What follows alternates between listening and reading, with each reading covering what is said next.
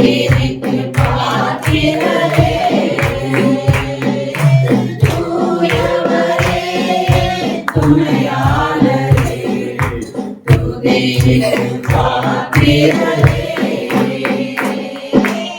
ஆராதனை உமக்கே, ஆராதனை உமக்கே, ஆராதனை உமக்கே, என்றும் ஆராதனை உமக்கே, ஆராதனை உமக்கே, ஆராதனை உமக்கே,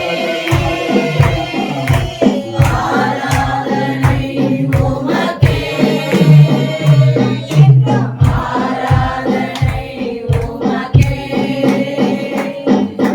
பலவீன நேரங்களில் உம் கிருபை தந்தீரையா, எந்தன் பலவீன நேரங்களில் உம் கிருபை தந்தீரையா. இயேசு ராஜாவின் பலனாலே எதற்கும் பயமில்லையே. இயேசு ராஜாவின் பலனாலே எதற்கும் பயமில்லையே. ஆராதனை உமக்கே, ஆராதனை உமக்கே, ஆராதனை உமக்கே, என்றும் ஆராதனை உமக்கே, ஆராதனை உமக்கே, ஆராதனை உமக்கே, ஆராதனை உமக்கே, என்றும் ஆராதனை உமக்கே. உயிருள்ள நாட்களெல்லாம் உம்மை புகழ்ந்து பாடிடுவேன். எந்தன் உயிருள்ள நாட்களெல்லாம் உம்மை புகழ்ந்து பாடிடுவேன். ராஜா நீ செய்த நன்மைகளை எண்ணி துதித்திடுவேன். ராஜா நீ செய்த நன்மைகளை எண்ணி துதித்திடுவேன். ஆராதனை உமக்கே, ஆராதனை உமக்கே, ஆராதனை உமக்கே, என்றும் ஆராதனை உமக்கே, ஆராதனை உமக்கே, ஆராதனை உமக்கே, ஆராதனை உமக்கே, என்றும் ஆராதனை உமக்கே.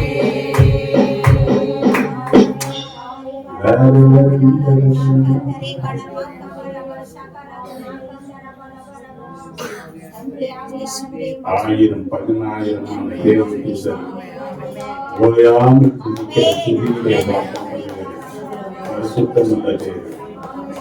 இந்த அருகே ஒரு அசைவாக ஆராதி இருதயத்தின் ஆழத்திலிருந்து அவரை நேசித்தார். நீரங்கள் அந்த வாழ்வதற்கு கடைசி நாட்களிலே கடந்து தேவனுடைய நாமம் மகிமைப்படும்.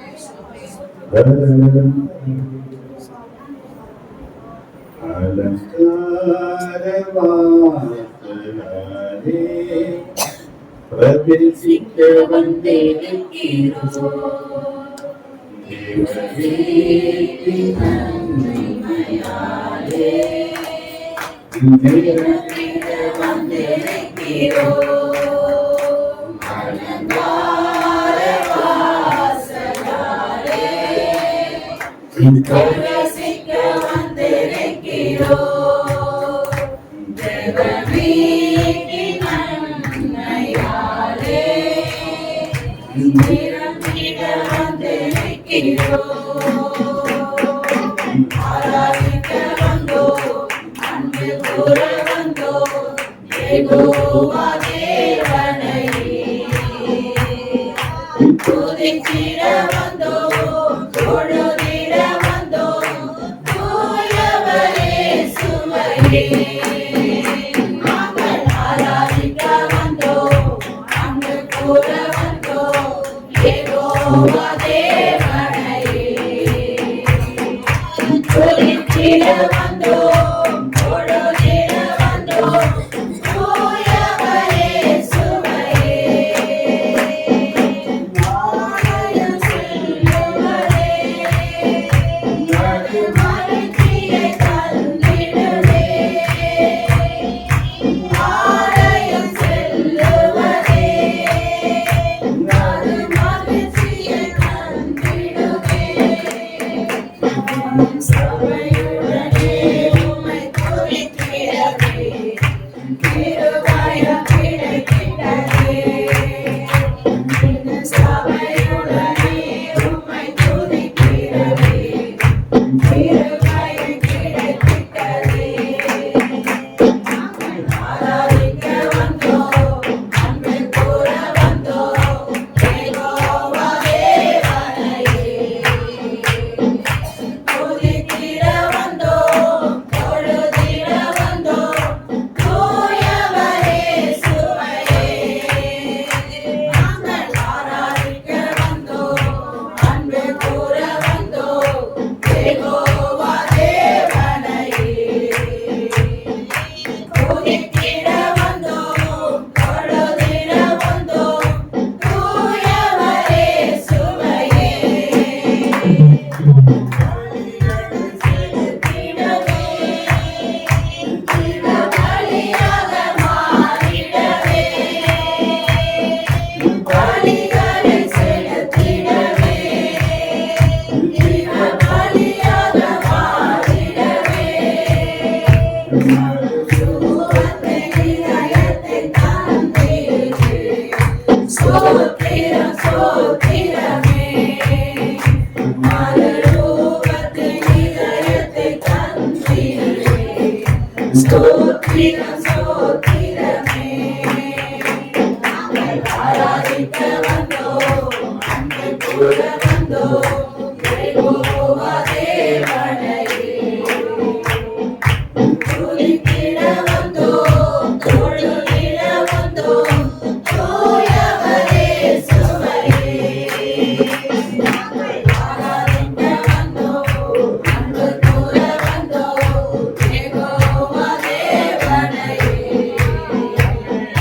துதித்திட வந்தோம், தொழுதிட வந்தோம், தூயவரே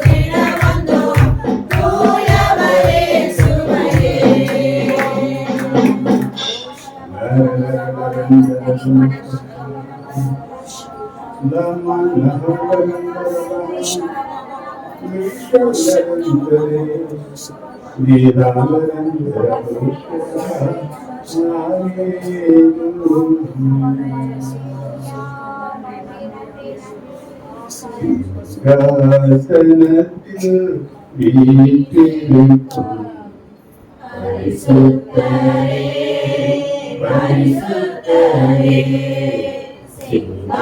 சிங்காசனத்தில் வீற்றிருக்கும் பரிசுத்தரே பரிசுத்தரே ஆராதனை உமக்கு ஆராதனை ஆராதனை உமக்கு ஆராதனை ஆராதனை உமக்கு ஆராதனை ஆராதனை உமக்கு ஆராதனை சிங்காசனத்தில் வீற்றிருக்கும் பரிசுத்தரே பரிசுத்தரே சிங்காசனத்தில் வீற்றிருக்கும் பரிசுத்தரே பரிசுத்தரே கிருபைகள் சேராவிகள் போற்றிடும் எங்கள் பரிசுத்தரே சேராவிகள் சேராவிகள் போற்றிடும் எங்கள் பரிசுத்தரே ஆராதனை உமக்கு ஆராதனை ஆராதனை உமக்கு ஆராதனை ஆராதனை உமக்கு ஆராதனை ஆராதனை உமக்கு ஆராதனை சிங்காசனத்தில் வீற்றிருக்கும் பரிசுத்தரே பரிசுத்தரே சிங்காசனத்தில் வீற்றிருக்கும் பரிசுத்தரே பரிசுத்தரே திருவிளக்கே மத்தியிலே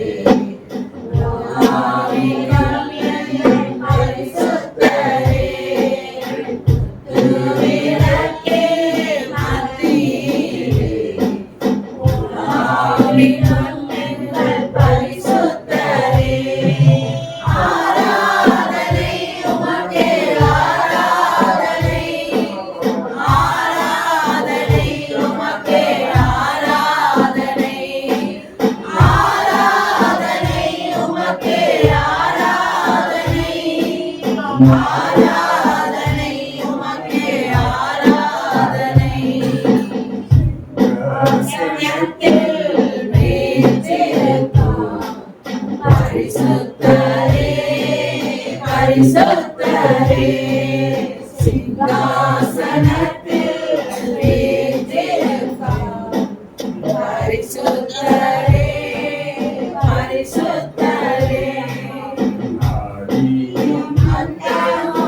அந்தமுமானவரே அல்பாவும் ஓமெகாவும் ஆனவரே ஆதியும் அந்தமும் ஆனவரே அல்பாவும் ஓமெகாவும் ஆனவரே ஆராதனை உமக்கே ஆராதனை ஆராதனை உமக்கே ஆராதனை ஆராதனை உமக்கே ஆராதனை ஆராதனை உமக்கே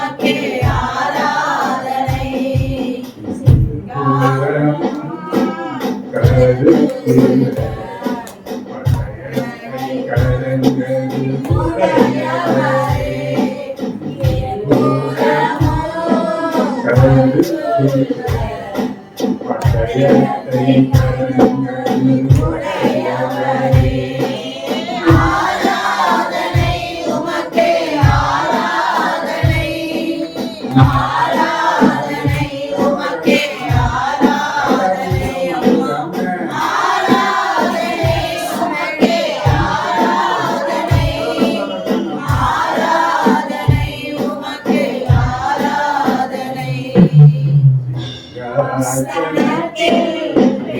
வீற்றிருக்கும் பரிசுத்தரே பரிசுத்தரே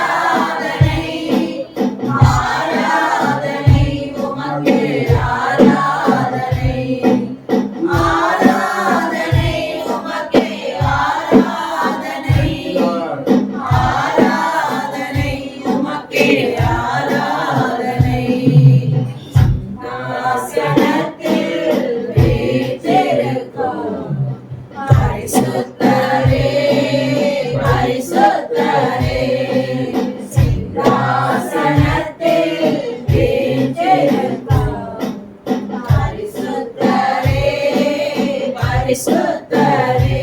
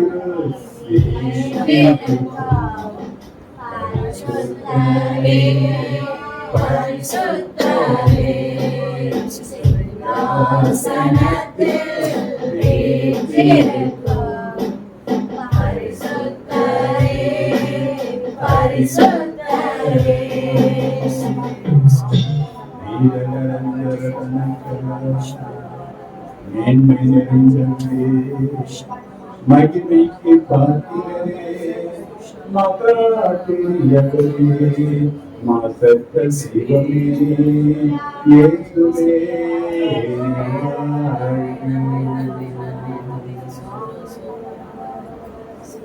உன்னதத்தில் தேவனுக்கே மகிமை உண்டாகட்டும்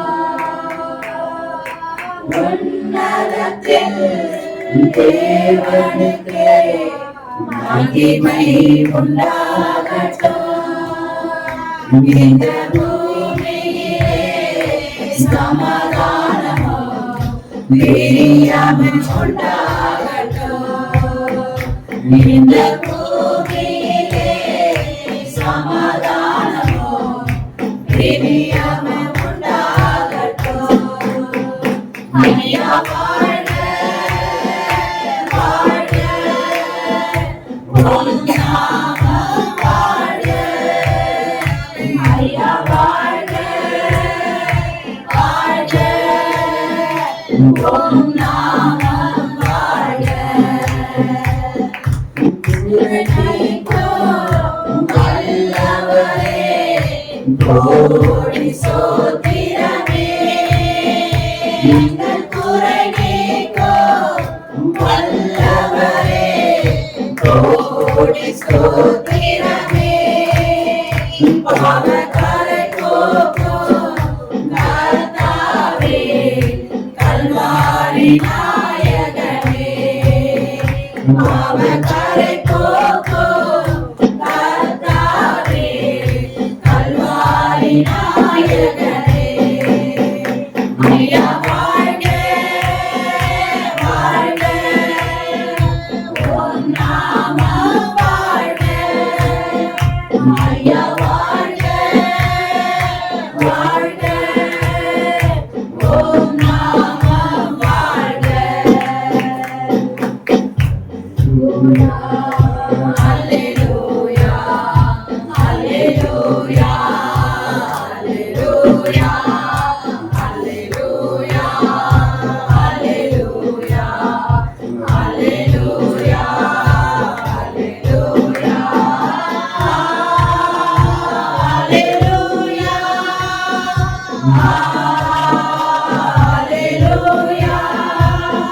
Hallelujah.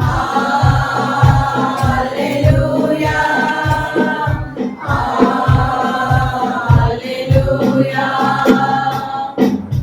உமக்கே துதி உமக்கே புகழ் உமக்கே கனம் உமக்கே மகிமை உமக்கே துதி உமக்கே புகழ் உமக்கே கனம் உமக்கே.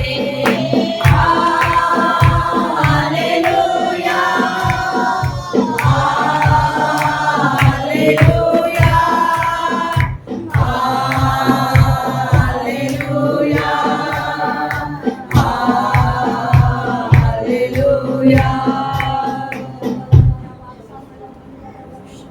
அதிகமாக நேசிக்கிற நல்ல கால வேளையில் பாதபடியில் எங்களை கொண்டு வந்து பாடி துதித்து ஆராதிக்க தந்த கிருபைகள் பிரசன்னத்தினால் எங்களை நடத்துகிறது. வந்திருக்கிற ஒவ்வொரு குடும்பங்களையும் நாம் செய்த வேலைகள் ஆசீர்வாதமாக இருக்கிறது. தொழில்கள் விருத்தி அடையும், பிள்ளைகள் மேன்மை அடையும், ஒரு கனத்திற்குரிய ஆசீர்வாதங்கள் வரும். எல்லாருக்கும் மத்தியில தலை நிமிர்ந்து வாழக்கூடிய கனம் ஆசீர்வாதங்கள் உண்டாகும். எங்கள் தேசம் அறியட்டும். எல்லா மக்களும் ரட்சிக்கப்படும். ஒரு மனுஷனும் கெட்டு போவது என்று சித்தம் அல்ல என்று சொல்கிறார்கள். எல்லா மக்களுக்காகவும் நாங்கள் கேட்கிறோம். தேசத்தை ஆளக்கூடிய தலைவர்களுக்காக தேசம் சமாதானத்தில் நிரம்பியிருக்க நாங்கள் கேட்கிறோம். மகிழ்ச்சியும் சந்தோஷமும் நிலவும்படியாக எல்லா ஜனங்களுக்காகவும் நாங்கள் துதிக்கிறோம், ஸ்தோத்தரிக்கிறோம், செபிக்கிறோம். ஆசீர்வதி எல்லா சபைகளையும் ஆசீர்வதி, எல்லா தேவ பிள்ளைகளையும் கற்றார் பலமுள்ள காலத்தில் எங்களை அர்ப்பணிக்கிறோம். இயேசு கிறிஸ்து நேற்று நாங்கள் நான் செபிக்கிறோம் ஜீவனுடன். ஒரு வேத பகுதியை வாசிக்கிறோம். லூக்கா எழுதின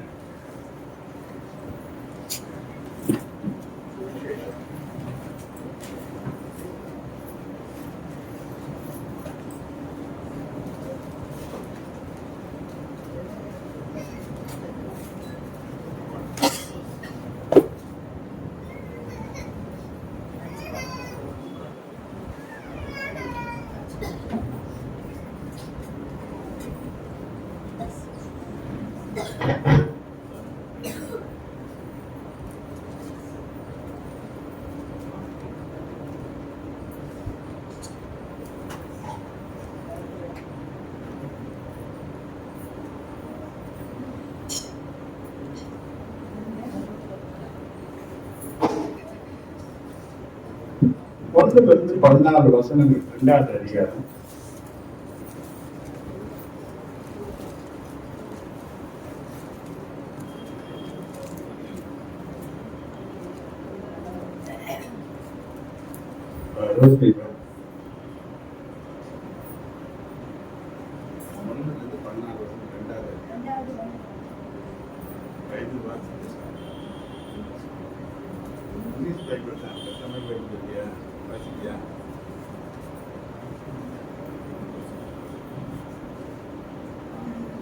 ஒன்றிலிருந்து 14 வசனங்கள்.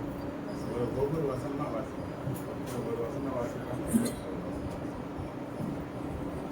அந்நாட்களில் உலகமெங்கும் குடிமதிப்பு எழுதப்பட வேண்டும் என்று அகுஸ்துராயனால் கட்டளை பிறந்தது.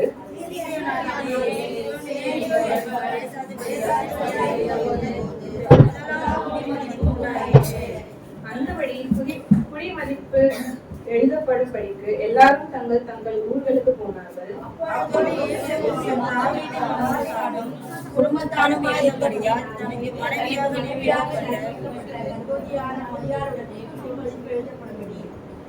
கலிலேயா நாட்டிலுள்ள நாசரேத் ஊரிலிருந்து யூதேயா நாட்டிலுள்ள பெத்லகேம் என்னும் தாவீதின் ஊருக்கும் போனான்.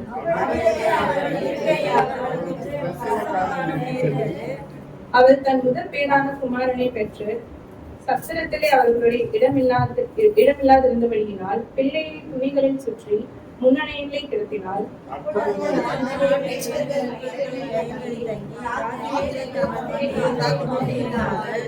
அவ்வேளையில் கர்த்தருடைய தூதன் அவர்களிடத்தில் வந்து நின்றான். கர்த்தருடைய மகிமை அவர்களை சுற்றிலும் பிரகாசித்தது. அவர்கள் மிகவும் பயந்தார்கள்.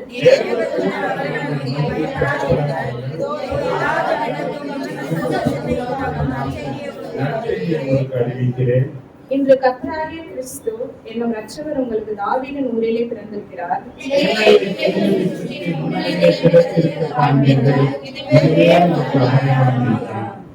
அந்த க்ஷணமே பரமசேனையின் திரள் அந்த தூதனுடனே தோன்றி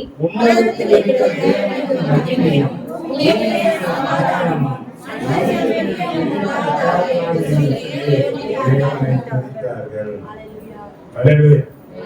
God bless you. Okay.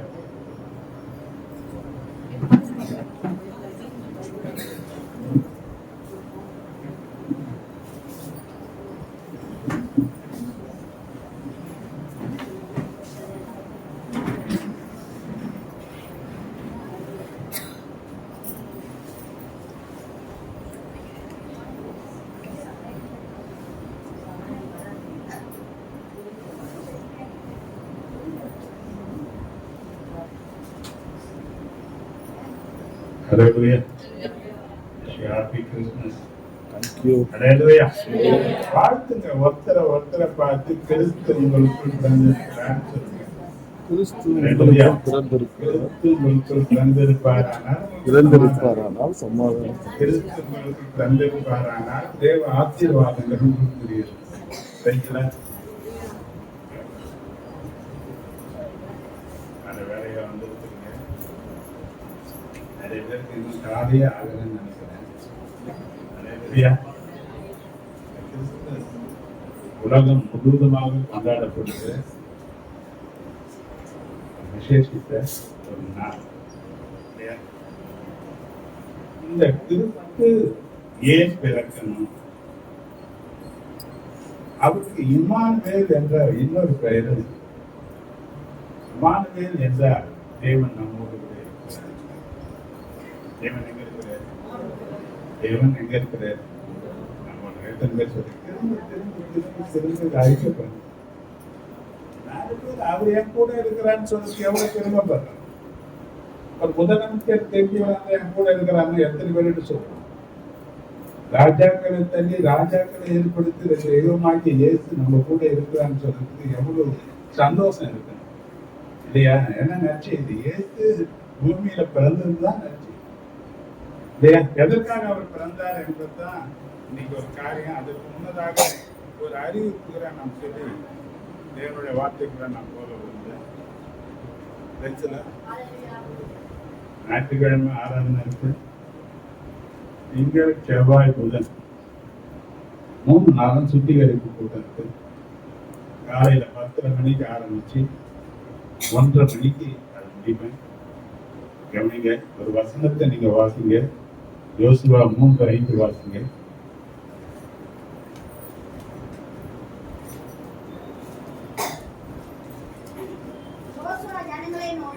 யோசுவா ஜனங்களை நோக்கி உங்களை பரிசுத்தப்படுத்திக் கொள்ளுங்கள், நாளைக்கு கர்த்தர் உங்கள் நடுவிலே அற்புதங்களை செய்வார் என்றார். நாளைக்கு அற்புதம். 2025 கடந்து கொண்டிருக்கிறோம். வேதம் சொல்லுகிறபடி நீங்க நீதிமொழிகள் 27:1 பார்த்தீங்கன்னா, நாளைய தினத்தை குறித்து பெருமை பாராட்டாது, ஒரு நாள் பிறப்பதையே அறியாது. நாளை என்று நம்ம கிட்ட கிடையாது இல்லையா? ஆனா பல வருஷங்களுக்கு நம்ம பிளான் போடணும், திட்டங்களை போடணும். திட்டம் போடுறது வேற, நம்ம இருப்போமா இருக்க மாட்டோமாங்கிறது தேவனுடைய கருத்து இல்லையா? நாளையில பிரச்சனைகள் இருக்கு. நேற்று நல்லா இருந்தாது, இன்னைக்கு ஆள் இல்லைன்னு சொல்லக்கூடிய ஏராளமான ஜனங்களை நம்ம பார்க்கணும் இல்லையா? இதெல்லாம் தேராது போயிடும் நினைச்சதெல்லாம் பல வருஷங்கள் இருக்குன்னே இருக்கிறதையும் பார்க்கணும். அப்போ இன்னைக்கு காலங்கள் நம்முடைய கருத்துல இல்லை, அது தேவனுடைய கருத்துல இருக்கு. ஆனா வேதம் சொல்றது ஒரு நாளை குறித்து நீ பெருமை பாராட்டியான இருக்காது, அது தேவன் நம்ம கொடுத்தாலும் அவருதான் அது கண்டிகை. இந்த வருஷத்தை கொடுத்தாரு. வருஷத்தை நம்ம ரொம்ப சந்தோஷமா கொண்டாடி தேவனுடைய சமூகத்திலிருந்து ஆரம்பிச்சோம். இந்த இன்னைக்கு டிசம்பர் 25 அவர் பிறக்கும் நாளை கொண்டாடும்படியான பாக்கியத்தை தேவன் நமக்கு தந்திருக்கிறார். இந்த வருஷம் முழுவதுமா நம்ம கடந்து வந்த பாதையெல்லாம் பார்த்தீங்கன்னா நிறைய பிரச்சனை இல்லையா? பிரச்சனை இல்லாத ஜனங்கள் யாராவது இருக்குங்க? பலவீனங்கள், பிரச்சனைகள், தேவைகள், பலவிதமான போராட்டங்கள், வாழ்வுதா சாகுதா அந்த போராட்டங்கள் எத்தனை நேரங்கள் நம்மளை தாக்கி இருக்கும். ஆனா எல்லாவற்றையும் கடந்து வந்துருச்சு. எல்லாவற்றையும் வேதம் சொல்லுகிறது, ஒரு தகப்பன் தன் பிள்ளையை தூக்கி சுமக்கிறது போல தேவன் நம்மளை தூக்கி சுமந்திருக்கிறார், சுமந்து இருக்கிறார். அப்ப புதிய வருஷத்தையும் அவருக்கு சித்தமானால் நம்ம கடந்து போகணும். ரெண்டாவது, நமக்கு தேவன் ஒரு நாளை கொடுத்தாருன்னா அந்த நாளுக்குரிய கணக்கு இருக்கு. நம்ம என்ன செய்யறோம், என்ன பண்றோம்?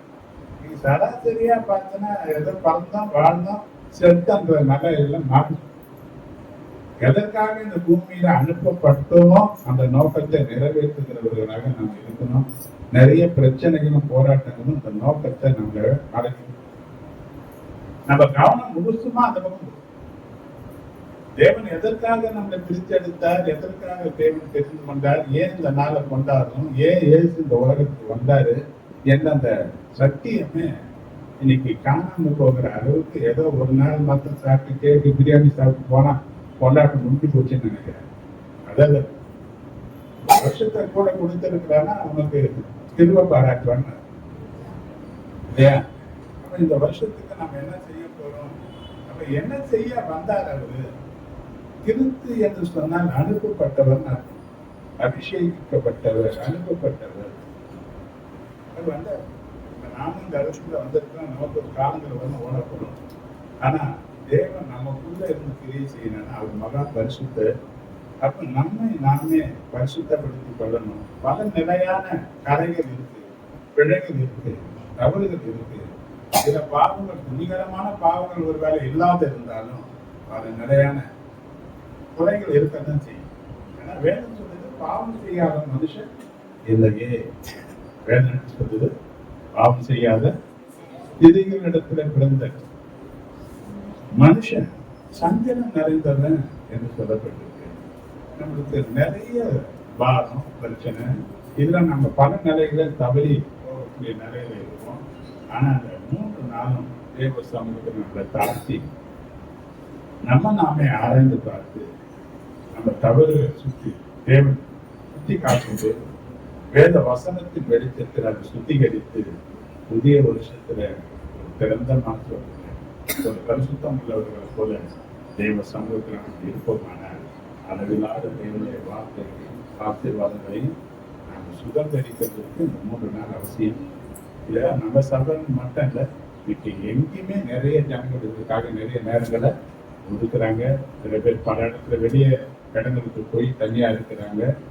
ஏனென்றால் பரிசுத்தம் இல்லாமல் தேவனை தரிசிக்க முடியாது. என்ன வேணும்? எப்படியோ வாழ்ந்துட்டோம், போறோம். ஆனா அடுத்த நம்ம கொடுத்த அந்த தருணங்களை இந்த 3 நாட்கள் ரொம்ப முக்கியமானது. நேரங்களை சரியா பயன்படுத்துங்க. என் நாட்டுமாவே சொல்ற நேரத்தில் வந்து நீங்க எவ்வளவு முக்கியமான வேலை இருந்தாலும் அந்த வேலைகளை ஒதுக்கி தேவனுக்கு முக்கியத்துவம் கொடுங்க. நான் விழாவானால் என்னுடைய கனம் எங்கே கேட்கிறேன். நான் எஜமானனால் எனக்கு பயப்படுகிற பயம் எங்கே? என்ற ஒரு எஜமானன் இருந்தா, ஒரு வேலை இருந்தா, ஒரு ஓனர் இருந்தா எவ்வளவு பயப்படும்? ஒரு வேலைக்கு போறதுக்கு 6 மணிக்கு, எத்தனை மணிக்கு போவோம்? 6 மணிக்கு வீட்டுக்கு இருப்பீங்க. குழப்பம் அதுலதான் இருக்குன்னு நினைக்கிறீங்க. அதுதான் எனக்கு குழப்பம் எடுக்குது. உழைக்கிறதுக்கு, சம்பாதிக்கிறதுக்கு தேவன் பலன் தரலன்னா 10 காசு சம்பாதிக்க மாட்டேன். எவ்வளவு சம்பாதித்தாலும் 10 நாள்ல ஒண்ணும் காணாம போயிடும். எங்க போயிடும்? ஓட்ட பாயில போட்ட மாதிரி போயிடும். எல்லாம் போயிடும். எவ்வளவு சேர்த்து வச்சாலும் கொஞ்ச நாள் போனோம்னா வாரி அடைக்க வேண்டியதா இருக்கு. ஹாஸ்பிட்டலுக்கெல்லாம் போனோம். அன்னைக்கு மாதிரி ஒரு 500 ரூபாய் எடுத்து போனா நிச்சயம் கிடையாது. இன்னைக்கு 5000 ரூபாய் 10,000 ரூபாய் எடுத்து போனாலும் 10 பைசா பாயிண்ட்ல வர திரும்ப. இந்த காலம் அப்பேற்பட்ட காலம். பலன் தேவன் தந்தாகும். ஜீவன் கர்த்தர் தரணும். நீ சம்பாதித்த அனுபவிக்கிறதுக்கு தேவன் அனுகிரகம் தரணும். தேவனுடைய அனுகிரகம் இல்லைன்னா ஒரு இட்லியை கூட ஏன் பாதி இட்லி கூட உணவு சாப்பிட முடியாது. அனுகிரகம் தேவன் தரணும்.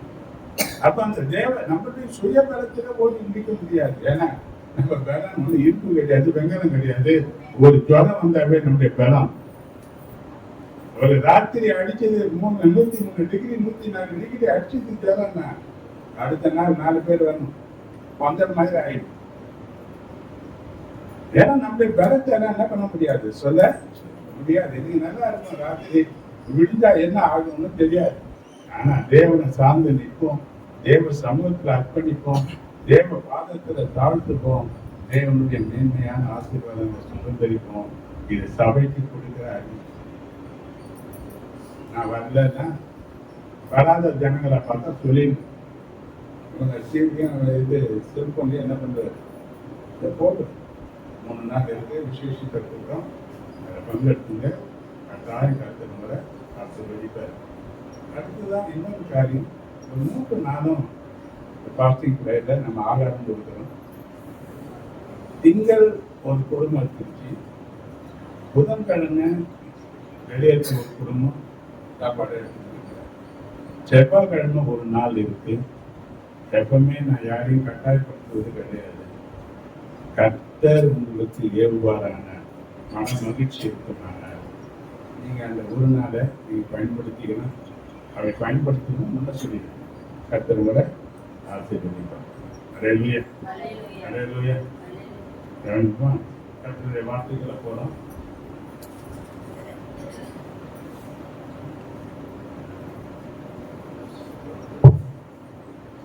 லூக்கா 2:11.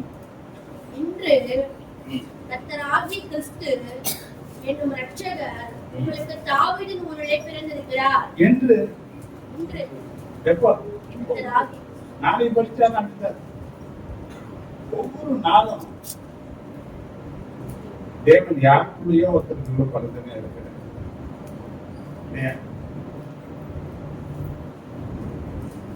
ஏன் பிறந்த யாருக்காக? இயேசு கிறிஸ்துவர்களுக்கு மட்டும் தெய்வமா? கிறிஸ்தவர்கள் மட்டும்தான் பிறந்தார். அப்ப யாருக்கு பிறந்தார்? ஏசாயா 9:6 பாருங்க. டக்கு டக்குன்னு வாசிக்கிற பிள்ளைங்க பைபிள் எடுத்து டக்கு டக்குன்னு வாசிக்கணும். காலத்தாமதம் பண்ணக்கூடாது.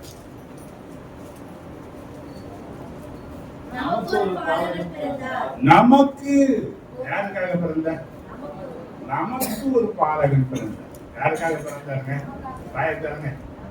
நமக்காக. இயேசு யாருக்காக பிறந்தார்? அல்லேலூயா, அல்லேலூயா.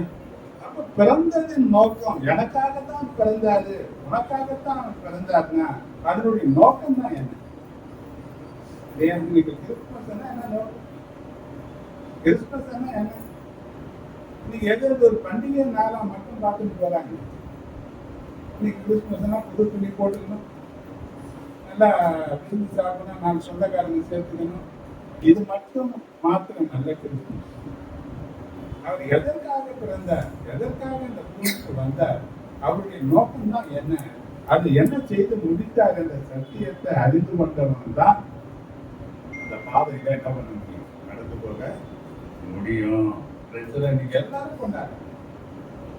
இயேசுவை அறியாதவங்க கூட அந்த மகிழ்ச்சியில் என்ன பண்றாங்க, பங்கெடுக்கிறாங்க. ஆனா இயேசுவால தெரிந்து கொள்ளப்பட்ட நாம இந்த சத்தியத்தை தெளிவா நாம் அறிந்து கொள்ள வேண்டும். எதற்காக அவர் பிறந்ததனுடைய நோக்கம் பார்த்தீங்கன்னா லூக்கா 19:10 அது எழுதப்பட்டிருக்கு.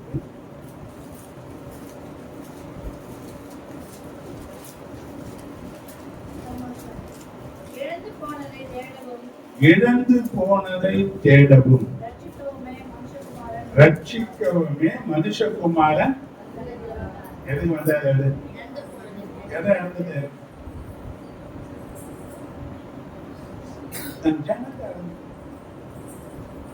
இல்லையா? ஆதியில ஒரு மனுஷனை உண்டாக்குனாரு,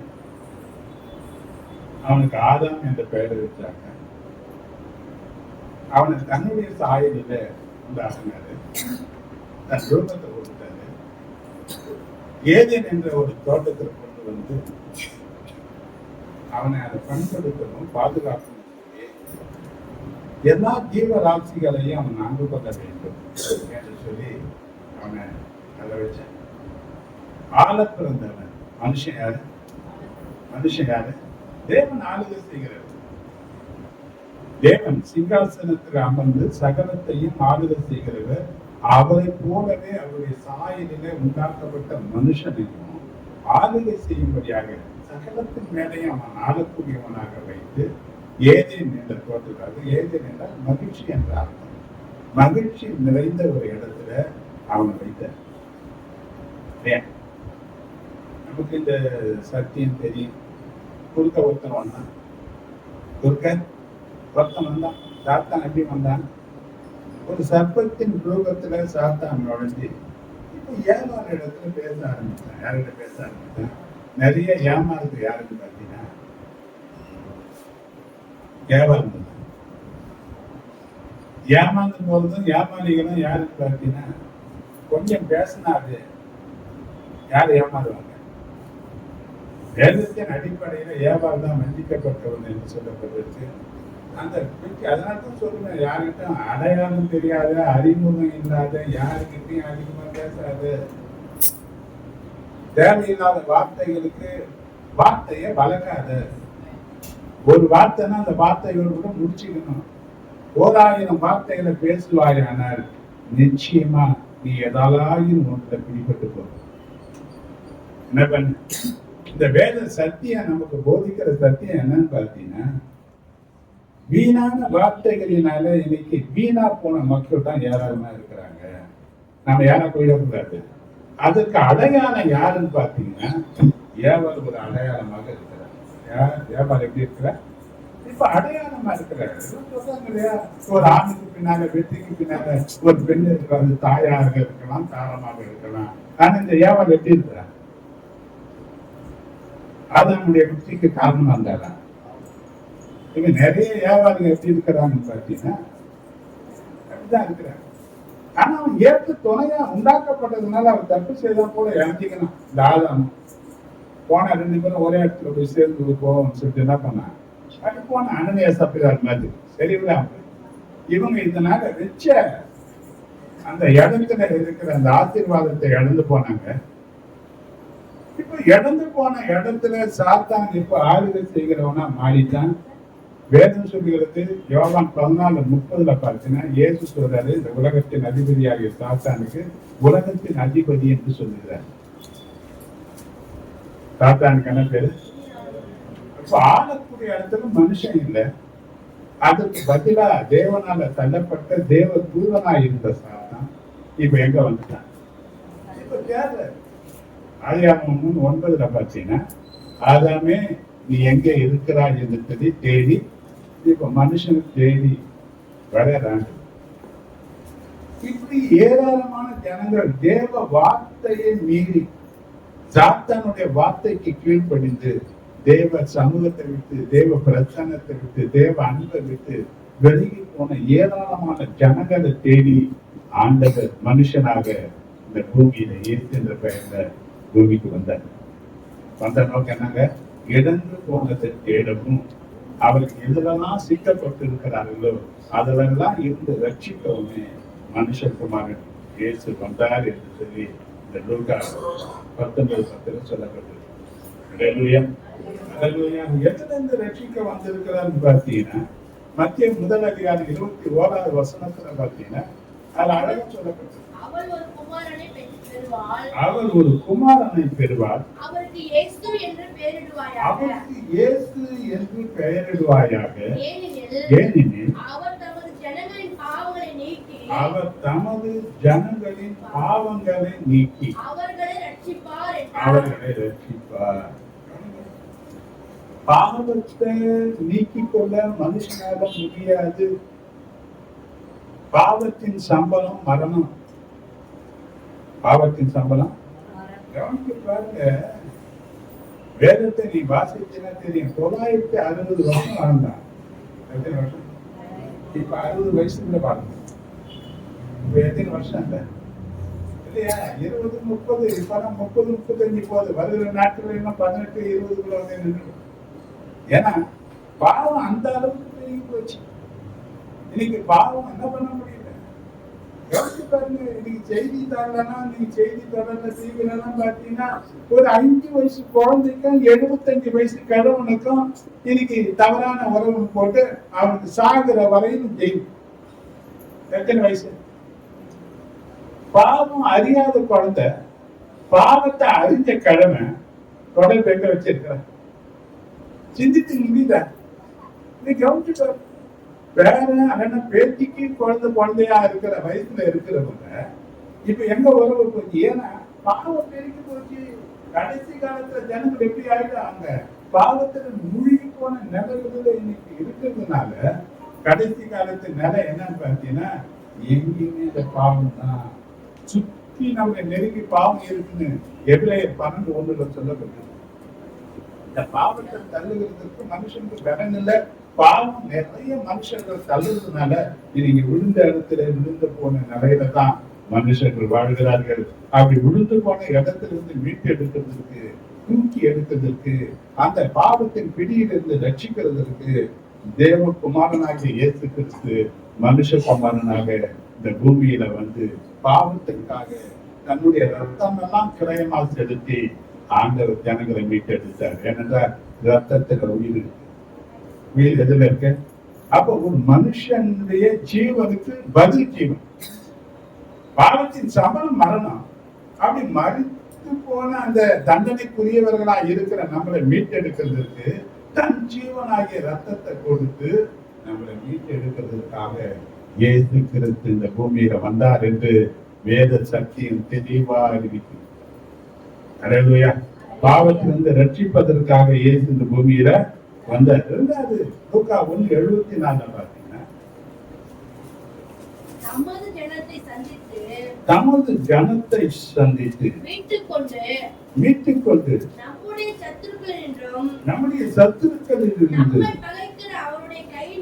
நம்மை பகைக்கிற அவர்கள் கையில் இருந்தும் நம்மை ரட்சிக்கும்படியாக சத்துருக்கள் கையில இருந்து, பகைக்கு கையில இருந்து. சத்துரு யார்? உங்க பேர் 5:8 பாத்தீங்கன்னா தெளிந்த புத்தி உள்ளவர்களா இருங்க, விழித்திருங்கள். ஏனெனில் உங்கள் எதிராகிய பிசாசானவர் எதிரி யார்? உங்கள் எதிரி யார்? அக்கா, அண்ணனா, தம்பியா, மாமனா, மச்சானா, எதிர்வுக்காரனா? யார் தான் எதிரி?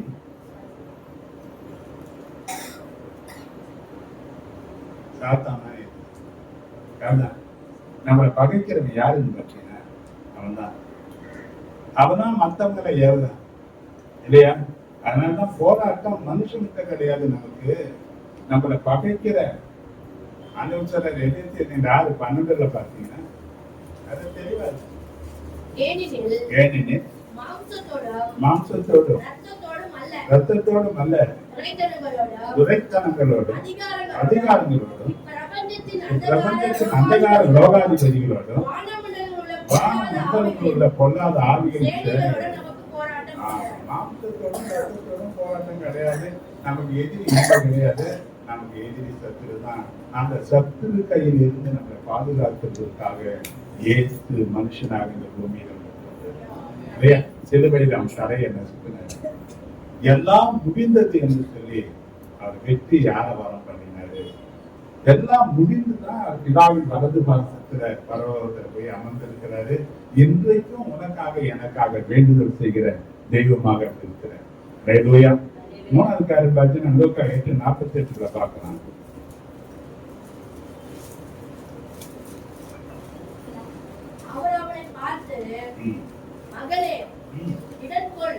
இடன்கொள், உன் விசுவாசம் உன்னை ரட்சித்தது. நமக்கு தெரியும்.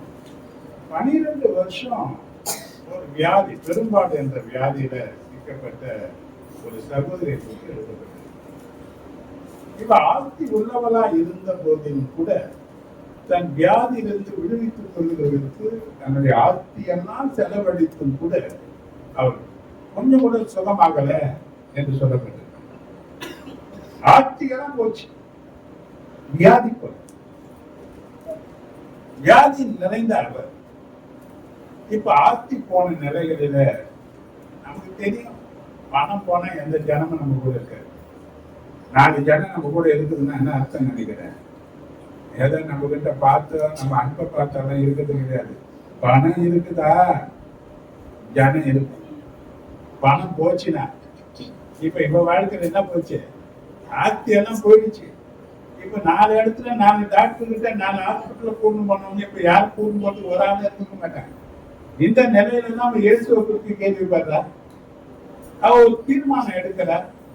அவர் வஸ்திரத்தின் கோலத்தை தொட்டாயிரம் நான் சுகமாயிடுவேன். 12 வருஷம் வியாதியில இருந்தவர் திரளான ஜனங்கள் இயேசுவோடு கூட வராங்க. ஆனா அந்த தீர்மானத்துல உறுதி உள்ளவனா இருந்து தொட்டதுனால அவர் சுத்தமாயிட்டார் என்று சொல்லி நம்ம வேதத்துல வாசிக்கிறோம். அப்போ வியாதிகள் இருந்து விடுவிக்கிறதுக்கு வந்தார். வேதம் சொல்றது, நீங்க ஏசாயா 53:5 பாத்தீங்கன்னா மத்திய 8:17 நம்முடைய மீறுதல்கள் நிமித்தம் அவர் காயப்பட்டு நம்முடைய அக்கிரமங்கள் நிமித்தம் அவர் நொறுக்கப்பட்டார். நமக்கு சமாதானத்தை உண்டு பண்ணுகிற ஆக்கினை அவர் மேல் வந்தது. அவருடைய தழும்புகளாலே நாம் குணமாகிறோம் என்று எழுதப்பட்டது. ஏன் 39 சாட்டை அடிகள் சரீரத்துல அவரை ஏற்றுக்கொண்டார்? சரீரம் ஏன் பிக்கப்பட்டது? ஏன் தன்னுடைய ரத்தமெல்லாம் சிந்தப்பட்டது? வியாதியா இருக்கிற நம்மை சுகமாக்கும்படியாகவே. அல்லேலூயா, அல்லேலூயா. இப்ப இவங்க சுத்தமாக்கப்பட்டார். இன்னைக்கு பல நிலைகள் இருக்கு. நம்பிக்கை யாருன்னு பாத்தீங்கன்னா, பல நிலைகளை நான் பாக்குறேன். டாக்டர்கள் கூட சொல்றாங்க, சில நேரத்துல என்னால முடிக்க வரலாம் பார்த்துட்டு இருப்பேன், எங்களால என்ன பண்ண முடியாது, இனிமேட்டு நீ வணங்குற தெய்வம் தான் உன்னை காப்பாற்றணும்னு சொல்லி ஏராளமான காரியங்களை நம்ம கேட்கிறோம். ஏனென்றால் ஜீவன் அவர்தான், இயேசுதான் ஜீவன். அந்த ஜீவன் நம்ம தேடி வந்தார். அல்லேலூயா, அல்லேலூயா. அப்ப வியாதியிலிருந்து, பாவத்திலிருந்து, பற்பல சத்துருக்கள் பிடியிலிருந்து விடுவிக்கும்படியாக இயேசு இந்த பூமிக்கு வந்தார். ஒரு நோக்கம். 2வது காரியம், யோவான் 1:9 பார்த்தீங்கன்னா, உலகத்திலே வந்து எந்த மனுஷனையும் பிரகாசிக்கிற ஒளியே அந்த ஒளி, மெய்யான ஒளி. யாரா இயேசு? யோவான் 1:2 நீங்க பாத்தீங்கன்னா 2-3 வசனத்தை வாசிங்க. ஆதியிலே தேவனோடு அவர் ஆதியிலே தேவனோடு இருந்தார். சகலமும் அவர் மூலமாய் உண்டாயிற்று. உண்டானதொன்றும் அவராலே அல்லாமல் உண்டாகல. அவருக்குள் ஜீவன் இருந்தது. அந்த ஜீவன் மனுஷருக்கு ஒளியா இருந்தது. அதை இருளானது பற்றி கொள்ளவில்லை என்று எழுதப்பட்டது. இருளானது பண்ணல. அப்ப எந்த மனுஷனையும் பிரகாசிப்பிக்கிற மெய்யான ஒளியாக, அப்ப இருளில இருக்கிற ஜனங்களை பிரகாசிப்பதற்காக இயேசு ஒளியாக இந்த உலகத்தில் வந்தாரு. அவர் சொல்லும் சொன்னார், யோவான் 8:12, மறுபடியும் இயேசு ஜனங்களை நோக்கி நான் உலகத்திற்கு ஒளியாய் இருக்கிறேன். என்னை பின்பற்றுகிறவன் இருளிலே நடவாமல் ஜீவ ஒளியை அடைந்திருப்பான் என்றார். இருளிலே நடவாமல். இருள் எதை குறிக்கும்? அந்தகார கிரியைகளை குறிக்கும். சாத்தானுடைய ஆளுகையை குறிக்கும். சாத்தானுடைய பாவ கிரியைகளுக்குள் வாழ்கிறவங்க, பாவத்திற்குள் நினைக்கிறவங்க யாருன்னு பார்த்தீங்கன்னா வெளிச்சத்துல கிடையாது, எல்லாம் இருள். சில ஹோட்டல்ல பார்த்தீங்கன்னா பக்கத்துல இருக்கிற மூஞ்சியே தெரியாது. எப்படி இருக்க? பணம் கொடுத்து விரும்பி போற இடம்னா வெளியா இருந்தாலும் இது போற இடம் தான். ஏன்னா இவங்க யாரும் பார்க்க முடியாதுன்னு. ஆனா ஒன்னும் தெரியல அவனுக்கு, யாரையும் தேவனுக்கு மறைக்க முடியவே முடியாது. தன்னை மறைத்து கொள்ள இன்னைக்கு நினைச்சுக்கலாம் மனுஷன், யாரும் என்ன பார்க்கல, யாருக்கும் நான் செய்யறது தெரியல, அவங்க மறைக்க நினைக்கிறாங்க. ஆனா தேவனுக்கு யாரும் ஒரு காலம் ஒரு காரியத்தையும் மறைக்க யாராலும் முடியாது. ஏனென்றால் அவர் எல்லாவற்றையும் வெளியரங்கமாக பார்க்கிறதாக இருக்கிறார். அவர் மனுஷனை இருளுக்குள் இருந்து வெளிச்சத்துக்கு கொண்டு வருவதற்காக முடியாத தேவன் இந்த பூமியில் உதித்தார். 2 Corinthians 4:6 பார்த்தீங்கன்னா,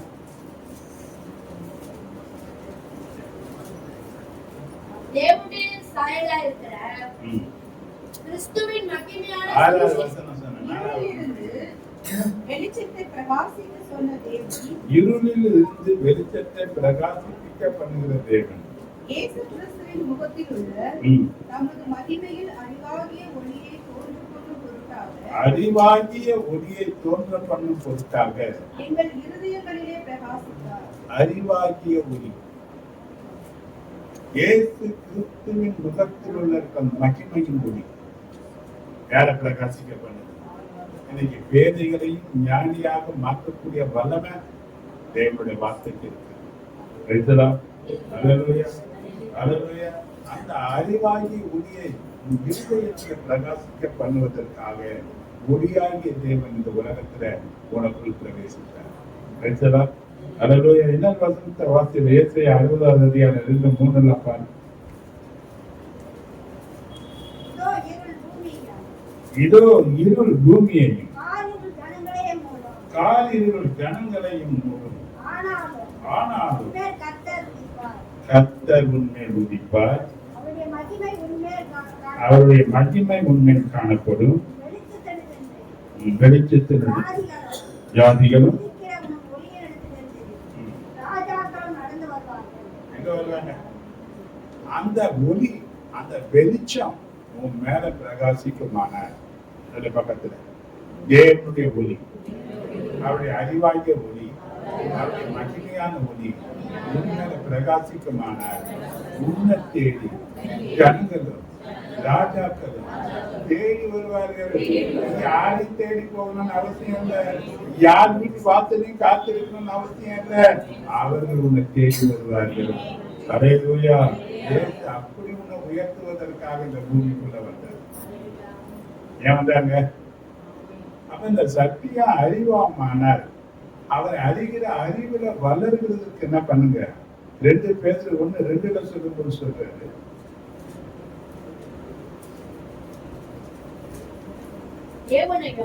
தேவனையும் நம்முடைய கர்த்தராகிய இயேசுவையும் அறிகிற அறிவினாலே உங்களுக்கு கிருபையும் சமாதானமும் பெருக கடவுள். ஒரு மனுஷனுக்கு சமாதானம் ரொம்ப அவசியம் இல்லையா? எது இருக்குதோ இல்லையோ, ஒரு குடும்பத்துல என்ன வேணும்னா சமாதானம் இருக்கணும். எல்லாம் நல்லா செய்தி வச்சுட்டு சண்டை அடித்தடியுமா இருந்தா என்ன பண்ணாரு? நிறைய குடும்பங்கள் நல்லா செய்யறாங்க, நல்லா கொடுமையான ஆதாரங்களை செய்து வைக்கிறாங்க, ஆனா சாப்பிடுறதுக்கு ஆள் இல்லை, காலையில குப்பையில போடுறாங்க. என்ன இல்லை, அதுல சமாதானம் இல்லை. ஏன்னா வேதம் சொல்லுகிறபடி ரோமர் 14:20 பார்த்தீங்கன்னா, சமாதானத்தின் தேவன் தாமே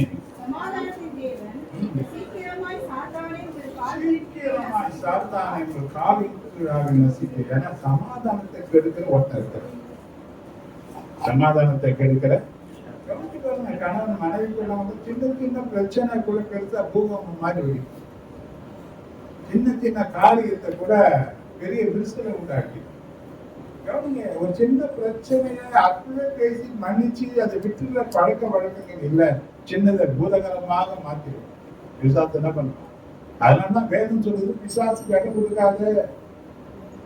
வேதம் சொல்லுது, நீங்க எபேசியர் 4வது அதிகாரம் 26-27 வாசித்து பாருங்க. நீங்கள் கோபம் கொண்டாடும் பாவம் செய்யாதிருங்க.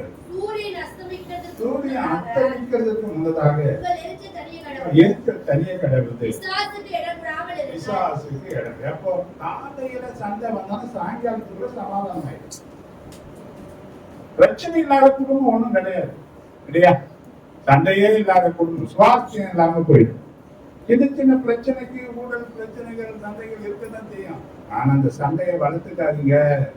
அந்த சண்டைக்கு 4 பேர் உனக்கு ஜட்ஜ்மெண்ட் பண்றதுக்கு, பஞ்சாயத்து பண்றதுக்கு உன் வீட்டுக்கு அனுமதிக்காத. உன் குடும்பத்துல யாரும் பஞ்சாயத்து தலைவர் யாரும் வர வேண்டிய அவசியமே கிடையாது. நீங்களே 5 நிமிஷம் கொஞ்ச நேரம், அதான் காலையில இருந்து சாயங்காலம். ஏன்னா நம்ம சிந்திக்கிறதுக்கு அது நேரம். இப்ப என்ன தப்பு பண்ணிட்டாங்க, ஏன் கோவப்பட்டோம், என்ன பண்ணிட்டாங்க, ஏன் அவங்க மேல இவ்வளவு எரிச்சல் பட்டோம், எதனால இவ்வளவு கடினமா பேசிட்டோம், சிந்திக்கிறதுக்கு சாயங்காலம் வர டைம். அந்த சாயங்காலத்துல நீ சிந்தித்து தப்பு உண்மையில இருந்துச்சுன்னா அவங்க சமாதானம் பண்றதுக்கு அவங்களுக்கு பிரியமான காரியத்தை ஏதாவது வாங்கி வந்து கொடுத்து, சாரிடா கோபத்துல எதோ பேசிட்டேன் ஏன்னு சொல்லி அந்த பிரச்சனைக்கு முற்றுப்புள்ளிய வச்சுட்டீங்கன்னா அந்த இணைப்பு உறுதிப்படும். அங்க அவங்க வந்த பிறகு இவங்க ஒரு பக்கம், நான் ஒரு ரூம்ல ஒரு பக்கம் இருந்தேன்னா நடுவுல சாத்தாங்க இந்த 2 பேரும் பிரிச்சு. அல்லேலூயா, அல்லேலூயா, அல்லேலூயா. என்ன பண்ண முடியாது. இன்னைக்கு இப்படியாப்பட்ட காரியங்கள் இருக்கு, நிறைய காரியங்கள் இருக்கு. ஆனா கர்த்தர் நம்மளை பிரகாசிப்பதற்காக என்ன பண்ணாரு, வந்தாரு. 3வது ஒரு காரியத்தை நான் சொல்லி பிக்கிறேன். 1 யோவான் 3:8.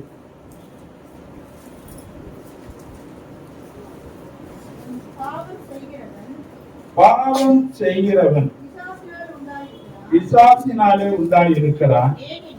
ஏனெனில் பிசாசானவன் ஆதி முதல் பாவம் செய்கிறான். பிசாசினுடைய கிரியைகளை அழிக்கப்படிக்க தேவனுடைய குமாரன் வெளிப்பட்டார். எதற்காக வந்தாரு?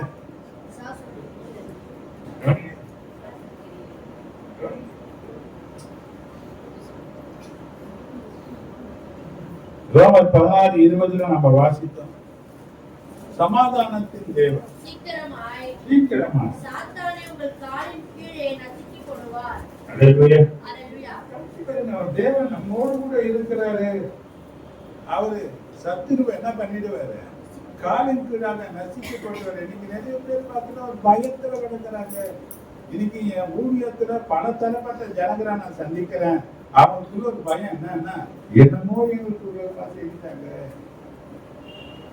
ஏதோ பண்ணிட்டாங்க, என் குடும்பம் என்ன பண்ண முடியல. வேதம் சொல்லக்கூடிய காரியங்கள் சத்தியத்தை அறியாததுனால என்ன பண்ணல. நீங்க அப்படி இருக்கிறீங்க.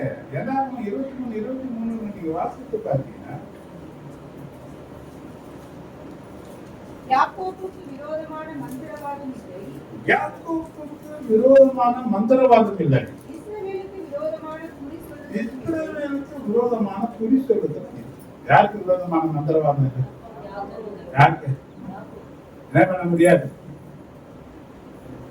என்ன பண்ண முடியாது. தேவன் யாரோடு கூட இருக்கிற, யாரோடு கூட இருக்கிற. இந்த சத்தியம் விளக்கமான எது பயம் பண்ணீங்க?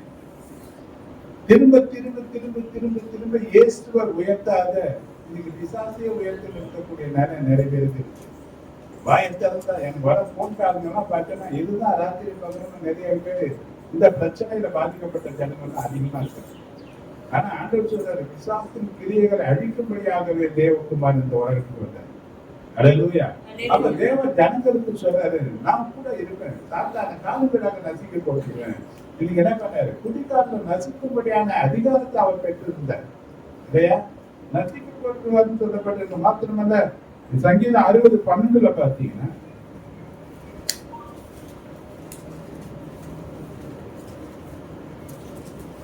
தேவனாலே பராக்கிரமம் செய்வோம், தேவனாலே பராக்கிரமங்களை செய்வோம், அவரே எங்கள் சத்துருக்களை மிதித்து போடுவார், அவரே எங்கள் சத்துருக்களை மிதித்து போடுவார். யார் பராக்கிரமங்கள் செய்யுங்க? அப்ப தேவ பிள்ளைகள், தேவனை தன்னோடு வைத்துக் கொண்டவர்கள், தேவனோடு இருக்கிறவர், எனக்குள்ள ஆண்டவர் இருக்கிறார் என்று சொல்கிற நாம தான் பராக்கிரமமான காரியங்களை செய்யும்படியாக தெரிந்து கொள்ளப்பட்டவங்க. ஆனா சாத்தான சத்துருவை அவர் நம்முடைய காலங்களாக நசுக்கி போடுவார், மிதித்து போடுவார் என்று எழுதப்பட்டிருக்கு. சங்கீதம் 108 சங்கீதம் 13 வசனத்தை வாசித்தார்.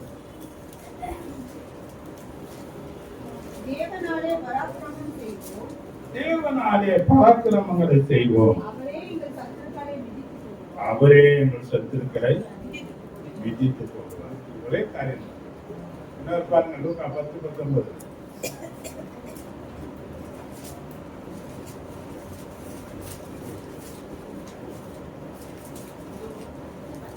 இதோ சர்ப்பங்கள் இதோ சர்ப்பங்களையும் சர்ப்பங்களை தேள்களையும் மிதிக்கவும் தேள்களை மிதிக்கவும் சத்துருடைய சகல வல்லமையை மேற்கொள்ளவும் சத்தினுடைய சகல வல்லமைகளை மேற்கொள்ளவும் உங்களுக்கு அதிகாரம் கொடுக்கிறேன். உங்களுக்கு அதிகாரம் கொடுக்கிறேன். ஒன்றும் உங்களை சேதப்படுத்த மாட்டேன். ஒன்றும் உங்களை சேதப்படுத்த மாட்டார். கர்த்தரி வந்தோம் ஆயத்தாருங்க வந்தோம் எதுதான் உன்னை சேதப்படுத்தும்? ஒரு பாதாள சேனையே இழுக்கு வந்தார், உன்னை என்ன பண்ண முடியாது. கேளுங்க, இயேசு சொன்னது இதைதான் சொல்றாங்க. நான் சொன்னது ஒரு தரம் சொன்னா 100 தரம் சொல்லி சினிமா டைலாக்னா 10 வாட்டி பேசுவீங்க. ஆனா இயேசு சொன்ன வார்த்தை என்ன பண்ண மாட்டீங்க, என்ன பண்ண மாட்டீங்க. அப்படிதான் சொன்னாரு. அந்த வார்த்தையை மாற்ற முடியாது, ஒரு புள்ளியை விட்டு அழிக்க முடியாது. அந்த வானமும் பூமியும் முடிஞ்சாலும் என் வார்த்தைகள் ஒழிந்து போவதில்லை என்று சொன்ன ஆண்டவர் அவர் தான் சொன்னாரு, ஒன்றும் சேதப்படுத்த மாட்டாதுன்னா. ஏன் சேதப்படுத்துதுன்னா, நீ பிசாசு சொல்ற பொய்ய நம்புற, இயேசு சொன்ன மெய்ய நம்ப மறுக்கிற. அவர் சொன்னாரு யாக்கோபு 4:7 பாத்தீங்கன்னா,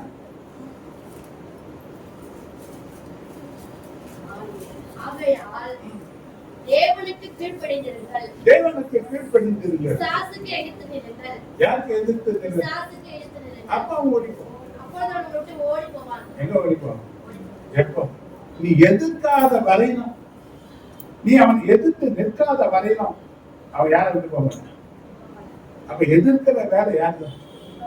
அப்படி சொல்ல எப்படி எதிர்க்க முடியும்? தேவன் நம்ம கூட இருக்கிறாங்க.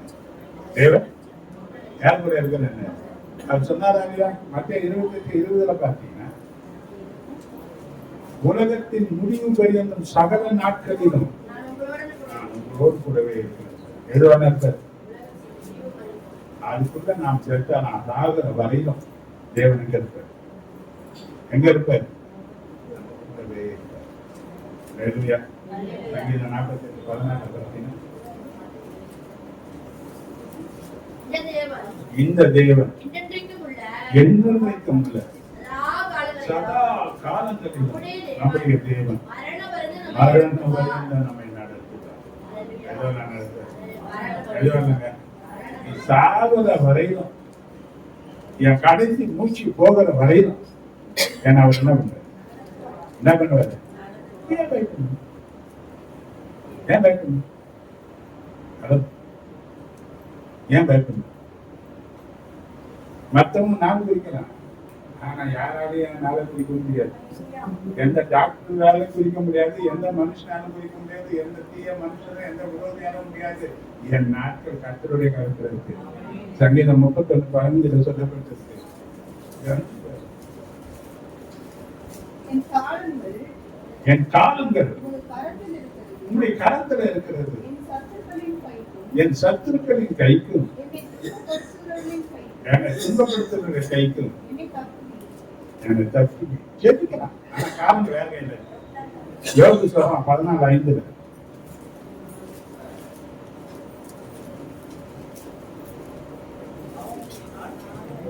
அவனுடைய நாட்கள் இம்மாத்திரம் அவனுடைய நாட்கள் இம்மாத்திரம் என்று குறிக்கப்பட்டிருக்கையில் என்று குறிக்கப்பட்டிருக்கிறது. அவனுடைய மாதங்களின் தொகை அது மாதங்களின் தொகை உம்மிடத்தில் இருக்கிறது. உம்மிடத்தில் இருக்கிறது. அவன் கடந்து போகக்கூடாத அவர் கடந்து போகக்கூடாது எல்லையை அவனுக்கு ஏற்படுத்தி ஒரு எல்லையை அவனுக்கு ஏற்படுத்தி ஒரு எல்லை கோடு அதான் இருக்கு. ஹலோ லட்சுமியம்மா, ஒரு எல்லை கோடு யாருக்கு வச்சிருக்கிறாரு? எல்லாருக்கும் வச்சுக்குது.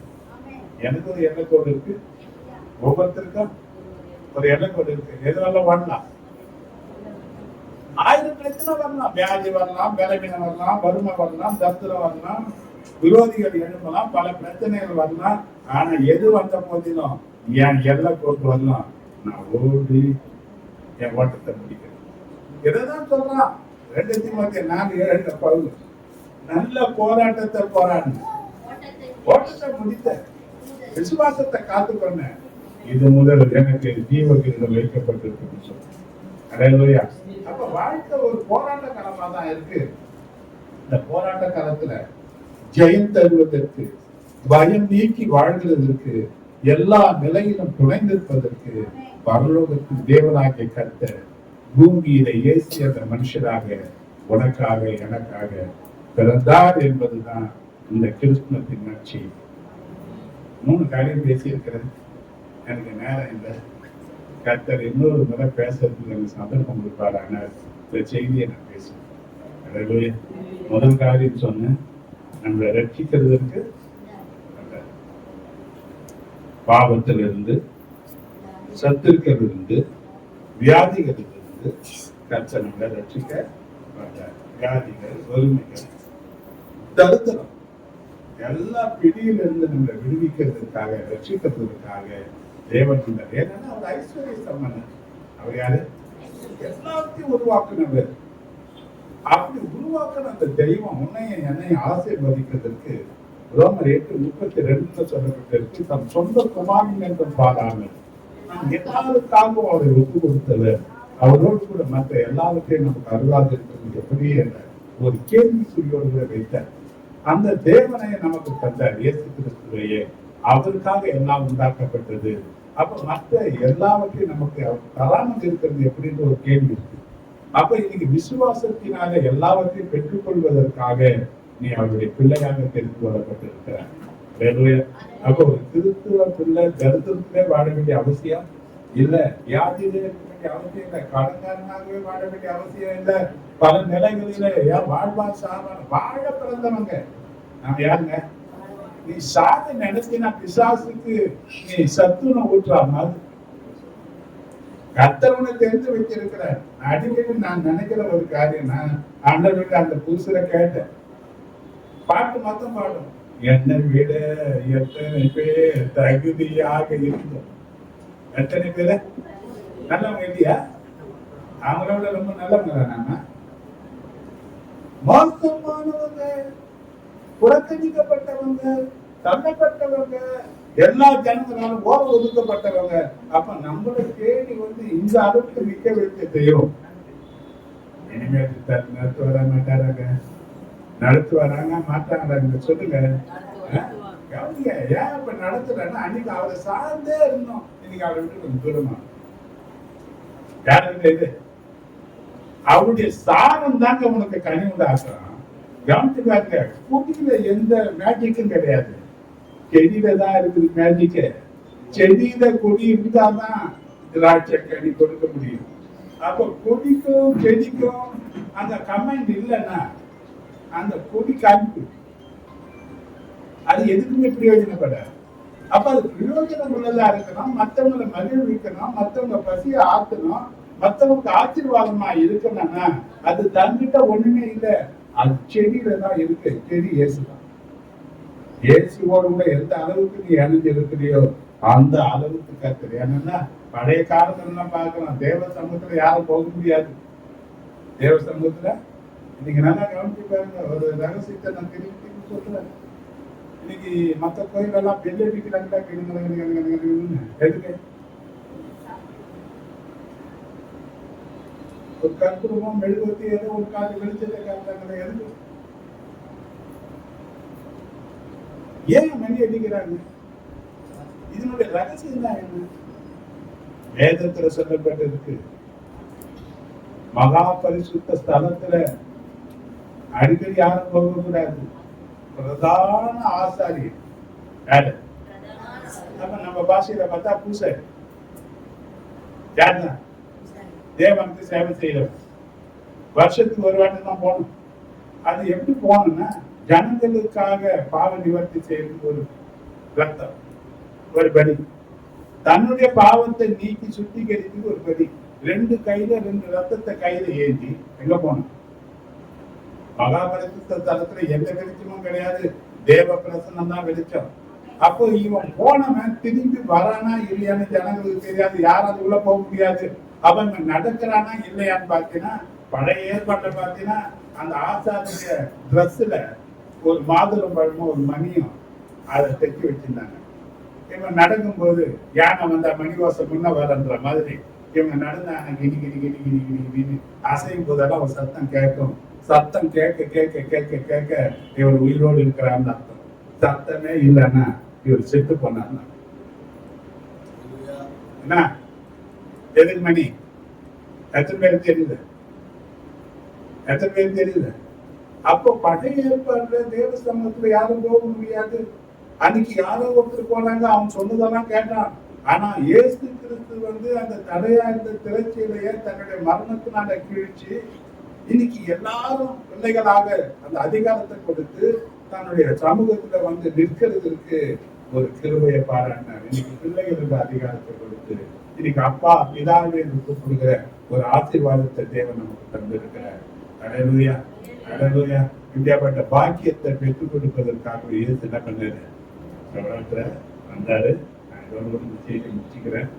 ஒரு காணிக்கை கொடுத்து கடைசி செலுத்த முடியுமோ கர்த்தர் ஆசீர்வதிப்பாராக. அல்லேலூயா. பாருங்க.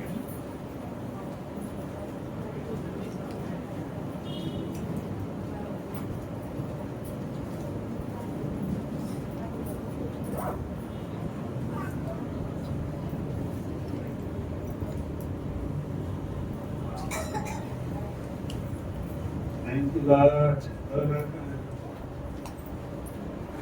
Close it. Another part of it.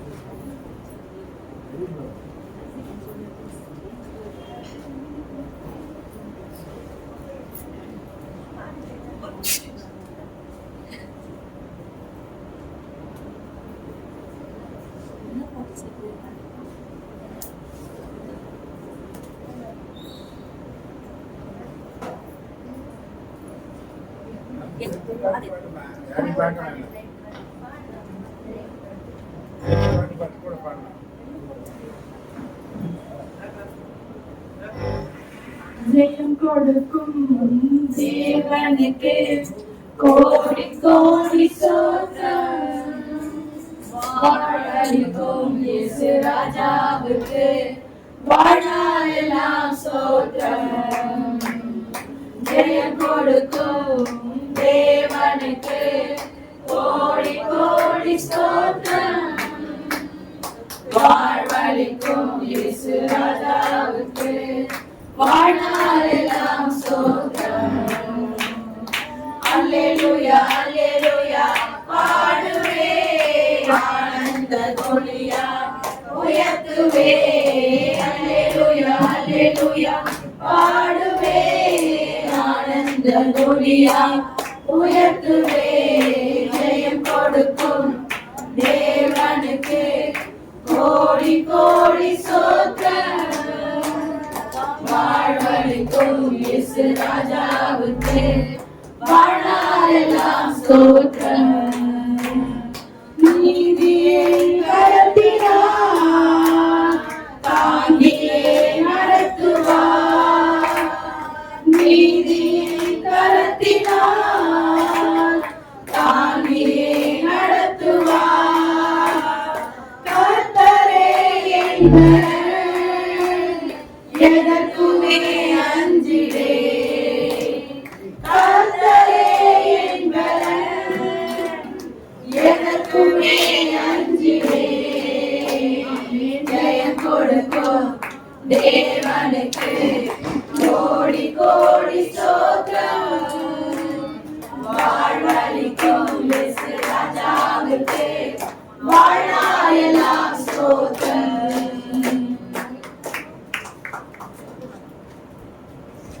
மகா இலக்கம் நிறைந்த சமூகத்தின் தரப்பிலும் திருவேங்கல் தாங்கட்டும். சாதாரண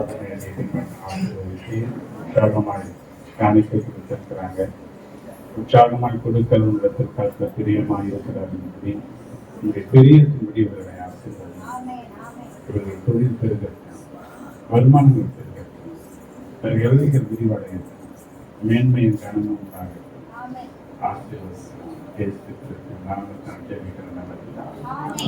இங்க நரேஷுடைய பிறந்தனர். தம்பி வாங்க.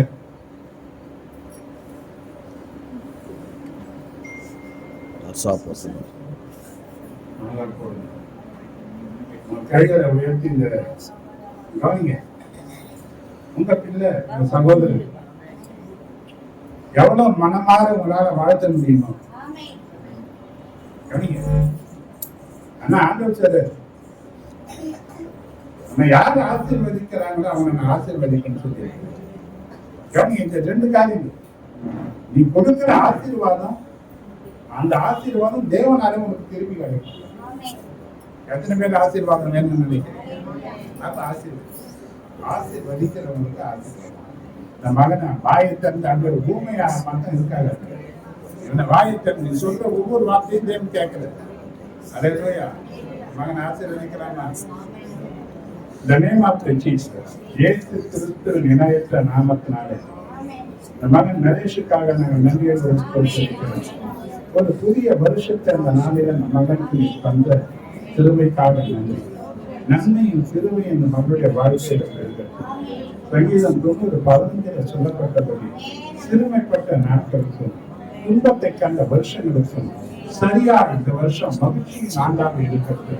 இவர் கையிட்டு செய்கிற பிரயாசங்கள் ஆசீர்வதிக்கப்படட்டும். ஏற்ற காலத்துல உன் தேசத்துல மழை பெய்யும்.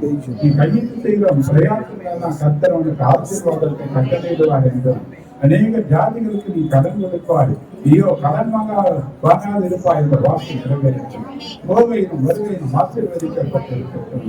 கர்த்தாவே, என் மகனுடைய குடும்பம், பிள்ளைகள், எங்களுடைய சந்ததிகள் எல்லாத்தையும் தேவ சபையாக நாங்கள் ஒருமனப்பட்டு நம் மகனை வாழ்த்துகிறோம். சகோதரனை நீ கோடா கோடியாய் பெருவாயாக, சத்துருக்களின் வாசல்களை சுதந்திரத்தில் கொள்வாயாக என்ற வேத வசனத்தின் ஆசீர்வாதங்களை கற்பழிக்கிறோம். கர்த்தர் பெரிய காரியங்களை செய்வாராக. இயேசுவின் நாமத்தினால ஜெபிக்கிறோம். ஜீவனுள்ள நல்ல பிதாவே. Happy birthday to you. God bless you. கவனில்லாம என் ஆத்துமாவை கர்த்தரை ஸ்தோத்திரி. முழுவதும் பரிசுத்த நாமத்தை ஸ்தோத்திரி. என் ஆத்துமாவை கர்த்தரை ஸ்தோத்திரி. கர்த்தர் செய்த சகல உபகாரங்களும் மறவாதே. நம்முடைய கர்த்தராகிய இயேசு கிறிஸ்துவின் கிருபையும் பிதாவாகிய தேவனுடைய அன்பும் பரிசுத்த ஆவியானுடைய ஐக்கியமும் ஆசீர்வாதங்களும் பாதுகாப்பும் பராமரிப்பும் வழி நடத்துகிறோம் நாம் அனைவரோடும் ஒவ்வொரு பரிசுத்தவான்களோடும் வந்திருக்கிற குடும்பங்களோடும் என்றும் நீடித்து நிலைத்திருப்பதாக. Hallelujah.